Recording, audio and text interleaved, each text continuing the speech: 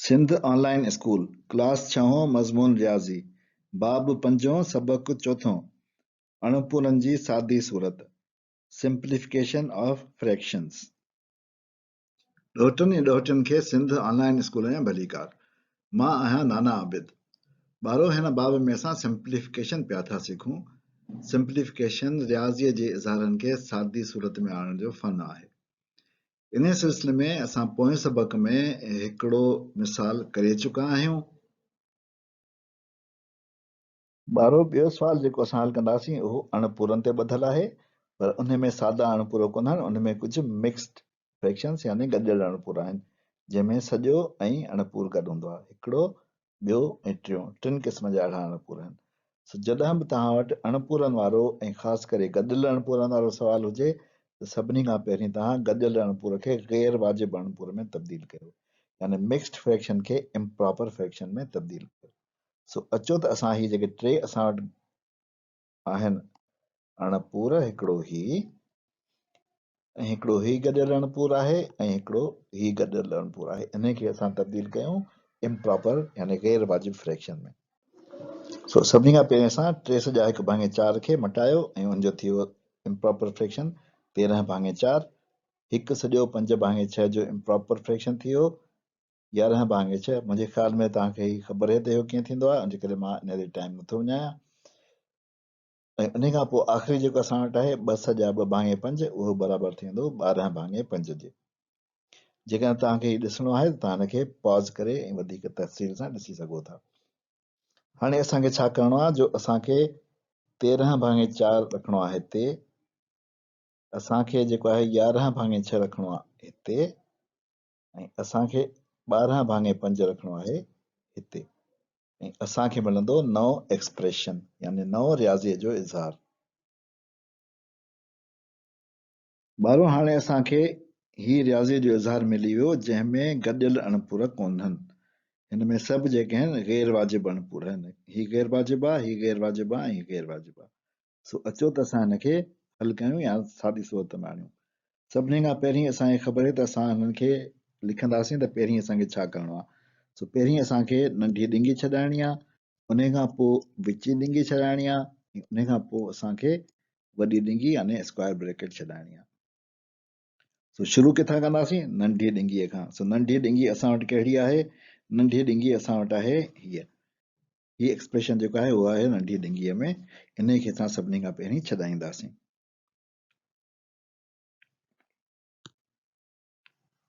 अचो त असां इन एक्सप्रेशन खे अलॻि करे छॾायूं जीअं असांखे कंफ्यूजन न थिए, असां किथे गड़बड़ न कयूं। सो 7/8 माइनस 7/12। असां कीअं कंदा आहियूं अणपूरनि जो जोड़ ऐं कट, असां सभिनी खां पहिरीं हिकिड़ी ॾिघी लिक ॾींदा आहियूं, उन खां पोइ छेद में असां लिखंदा आहियूं नंढी आम भञुपत यानी एलसीएम हिननि ॿिन्ही छेदनि जी, यानी 8 ऐं 12 जी एलसीएम यानी नंढी आम भञुपत असां हिते लिखंदासीं। असांखे नंढी आम भञुपत कढणु ईंदी आहे, सो अचो त असां वरी हिकिड़ो दफ़ो ॾिसी वठूं। सभिनी खां पहिरीं असां कंदा आहियूं जुज़ा। 8 जा जुज़ा थींदा 2 2 2, 12 जा जुज़ा थींदा 2 2 ऐं 3। पोइ जेके कॉमन जुज़ा आहिनि असां हेठि खणी ईंदा आहियूं, उन खां पोइ अनकॉमन जुज़ा बि हेठि खणी ईंदा आहियूं, उन्हनि सभिनी जी ज़ल्ब कंदा आहियूं। त इहा थींदी 2 × 4, 4 × 8, 8 × 24, 24 थींदी एलसीएम। इहा एलसीएम मूं छेद में लिखी छॾी।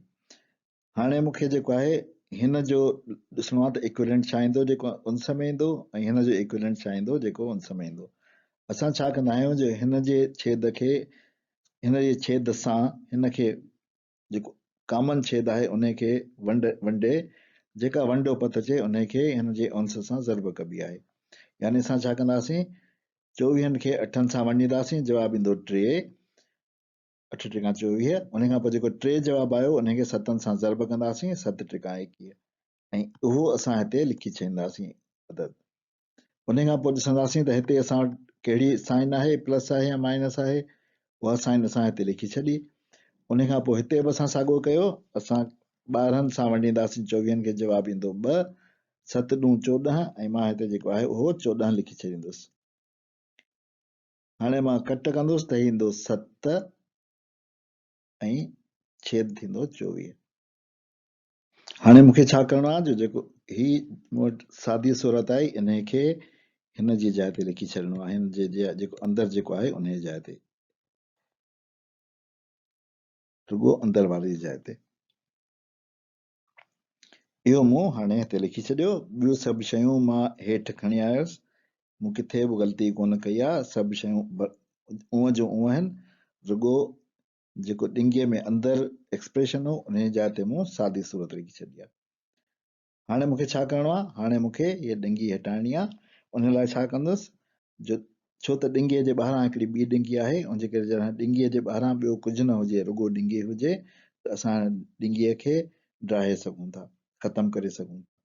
सो मां हीअ ॾिंगी ख़तमु कंदुसि ऐं मूं वटि जेको एक्सप्रेशन मिलंदो उहो थींदो ही। हिन में ॾिंगी मूं ख़तमु करे छॾी ऐं हिते जेको आहे हाणे मूं वटि नंढी ॾिंगी कोन्हे, नंढी ॾिंगीअ खां मूं निजात हासिल करे छॾी।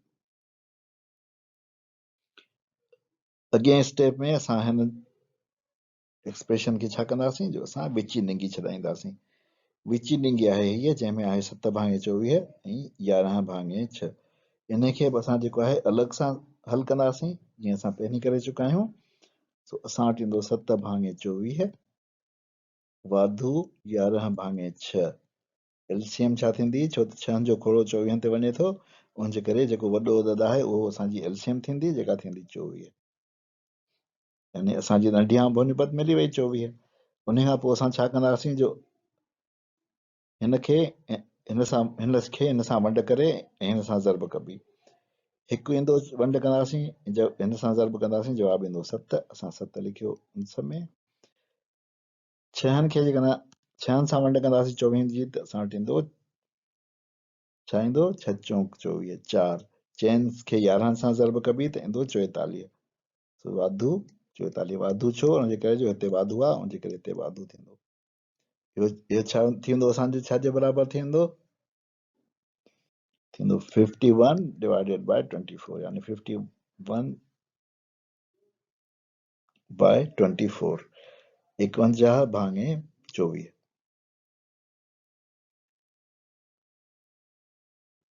सो हाणे असां वटि जेको आहे एक्सप्रेशन थी वियो।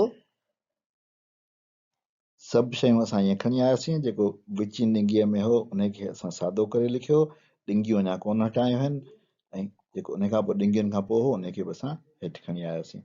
हाणे असांखे हीअ ॾिंगी छॾाइणी आहे। ॾिसणो आहे त ॾिंगीअ जे ॿाहिरां छा आहे, ॾिंगीअ जे ॿाहिरां आहे वाधूअ जो निशान। सो जॾहिं ॾिंगीअ जे ॿाहिरां प्लस जो साइन हूंदो आहे, त असां बग़ैर कुझु कए ॾिंगीअ खे मिटाए सघंदा आहियूं, यानी हटाए सघंदा आहियूं।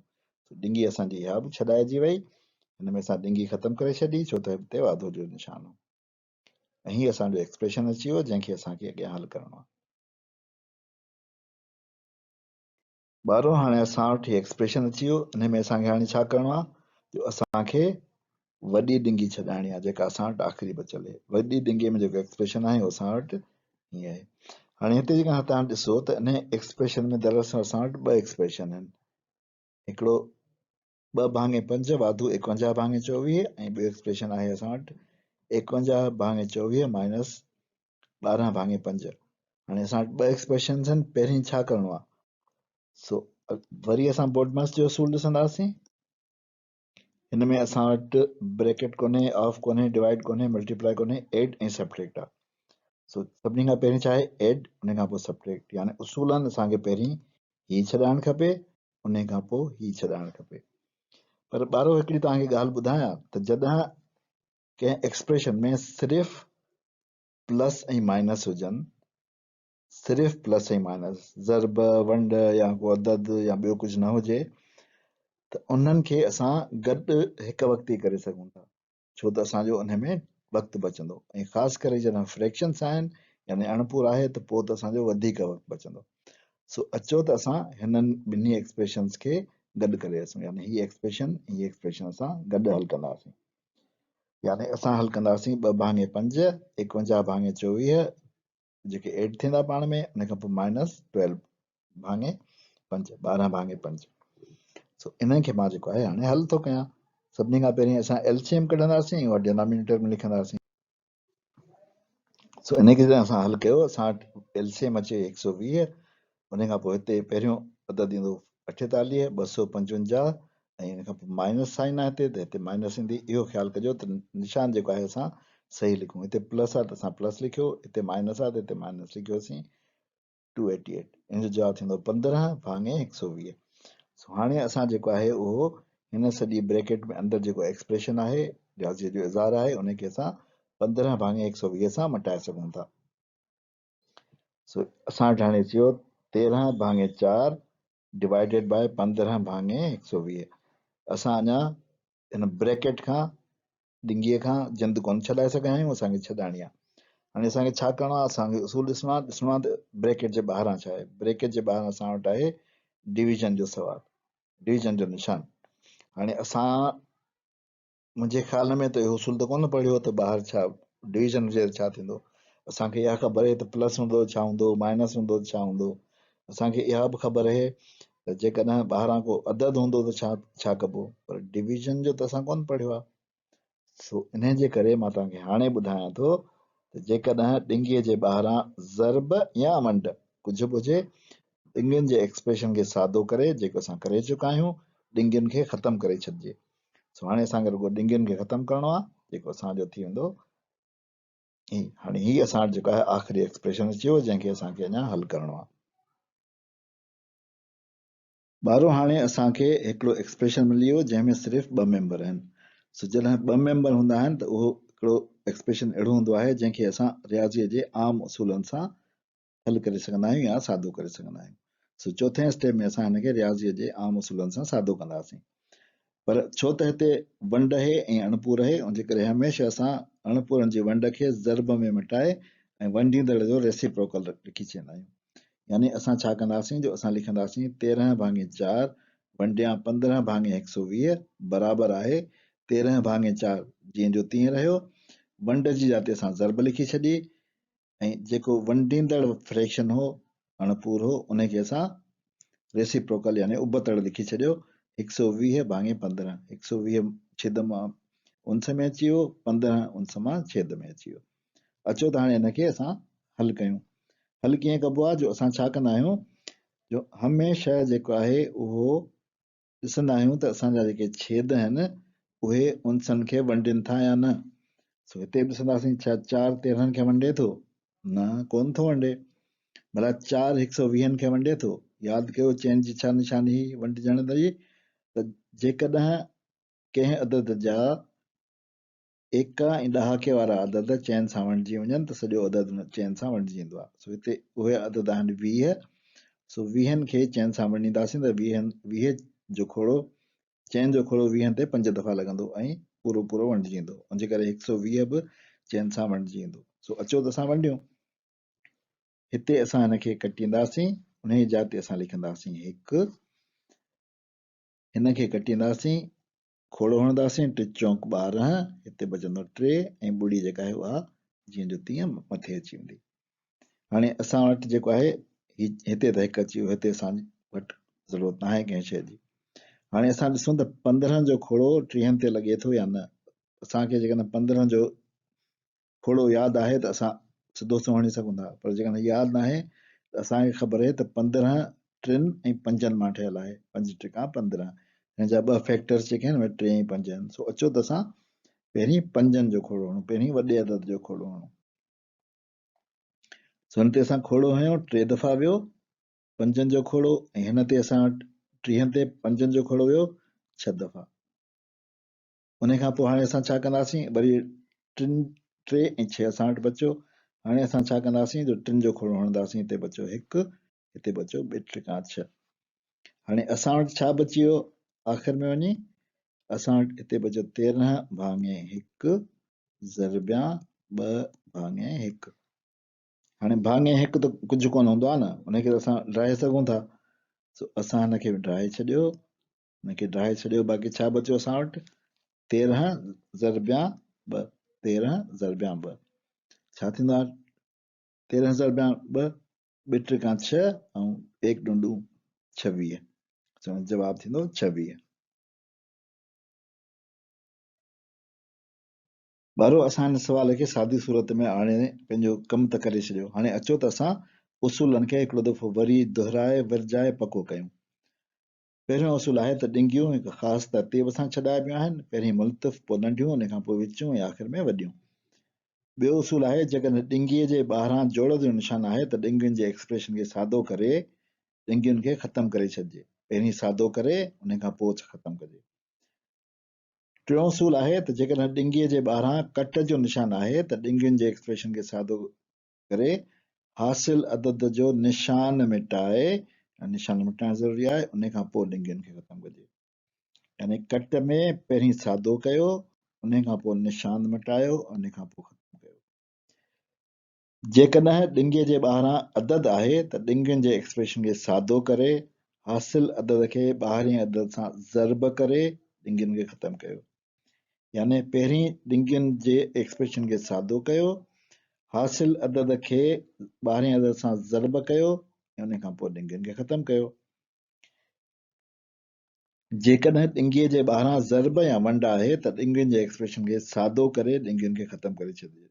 यानी रुॻो सादो करण जी शर्त आहे, उन खां पोइ ड्राहे सघजनि थी। ऐं ॿियो उसूल आहे छहों त रियाज़ीअ जा अमल हिन तरतीब सां कजनि: जो, वंड, ज़र्ब, जोड़, कट, बोड, मैस, बद, माश।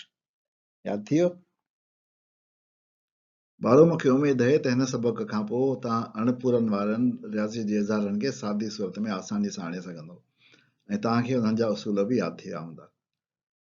असां हिन खां अलावा ॿिया मिसाल कंदासीं ॿियनि ईंदड़ सबकनि में, ऐं असां वधीक पंहिंजे इल्म खे, पंहिंजे फ़न खे पको कंदासीं। नाना आबिद खे इजाज़त ॾियो, वरी ॿिए सबक में मिलंदासीं। ख़ुदा हाफ़िज़।